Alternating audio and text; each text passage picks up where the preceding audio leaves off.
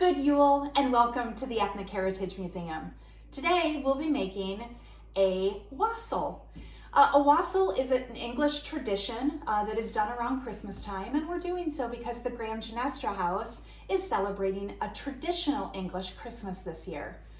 So in doing so, I've gotten all of the ingredients here, and we are going to make a non-alcoholic wassail. So looking at my board, you'll see all of the ingredients that I've laid out before you. We're working with a apple cider, which this time of year it's really kind of hard to find. A couple months ago it was super easy because it was the fall. But you're able to get this at Myers, Valley, Woodman's, or any of the big grocery stores. They still have apple cider. We are going to use a couple of apples. I like a couple different varieties just because I think it adds more texture and layer to the mulled punch.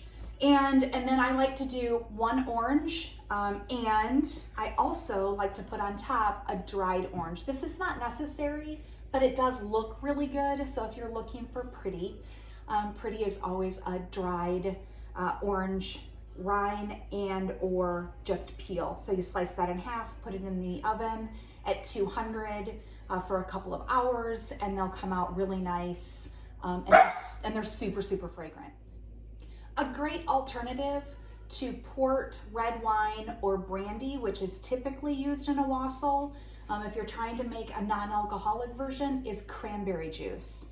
I would recommend that you add some brown sugar with that cranberry juice, simply because port and brandy tend to be a much sweeter red wine. So in order to make it a little bit sweet, but have that really beautiful molasses flavor, I like to add cranberry and then a little bit of brown sugar. So the other spices that you're going to use is you're going to use cinnamon, clove, ginger. I have some crystal ginger, which I like to use. It's a little bit sweeter, but if you're looking for something a little bit spicier, I would go with a real ginger root. That's normally what recipes call for, but like I said, I like a crystallized ginger, which you can find in most spice locations in Valleys, Woodman's, Myers, I think has crystallized ginger.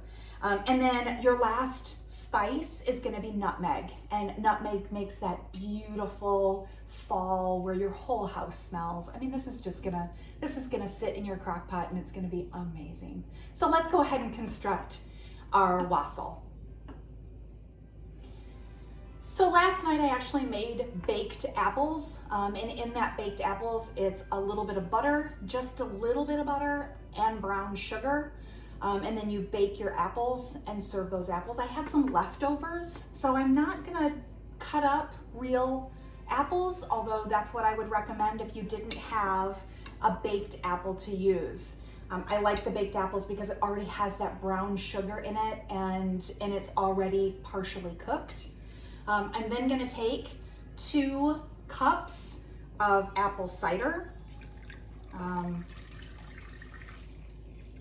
Apple cider is gonna be amazing in this. And then I take another 2 cups of cranberry juice. And like I said before, cranberry juice is a great alternative to when they normally call for port, sherry, or brandy. And this way everyone can enjoy it.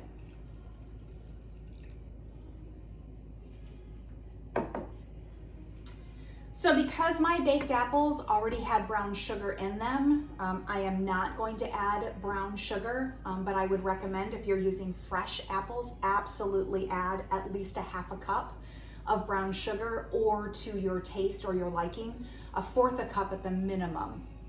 And then I want to go ahead and I want to add nutmeg. You can actually use nutmeg, ground nutmeg, or you can grind it yourself. I'm just gonna brush it right in along with my ginger, and I'm gonna leave out my cloves because I'm gonna show you something really fun.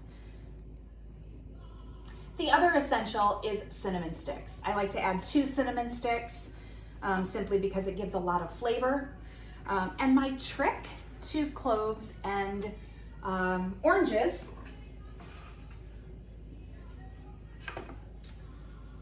is a knife. And this actually is used for opening and getting out nuts, but it's also great for piercing the skin of an orange, and then you're able to pop in your cloves.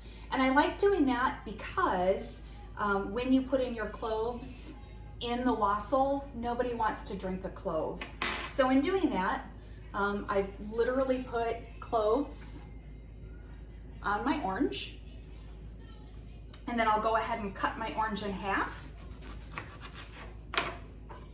So the cloves stay on the orange. I get the orange inside, I get the rind, which will be beautiful for the mulled spirit.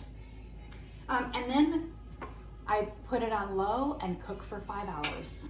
And we'll come right back when it's done. Welcome back to the Ethnic Heritage Museum, where we have just made some wassail. So it's actually sat in the crock pot for about 5 hours. It's nice and steamy. It smells, oh my gosh, the cinnamon and the nutmeg. It's amazing. And the clove, so we're gonna take a little sip. And you can see that everything pretty much stayed together. The cloves stayed with the oranges, and the oranges that I put in that were dehydrated, actually hydrated. So those should be amazing. Now the nice thing about wassail as well is that you can actually eat the fruit afterwards. So we'll pour a cup. How about we get a bigger dose?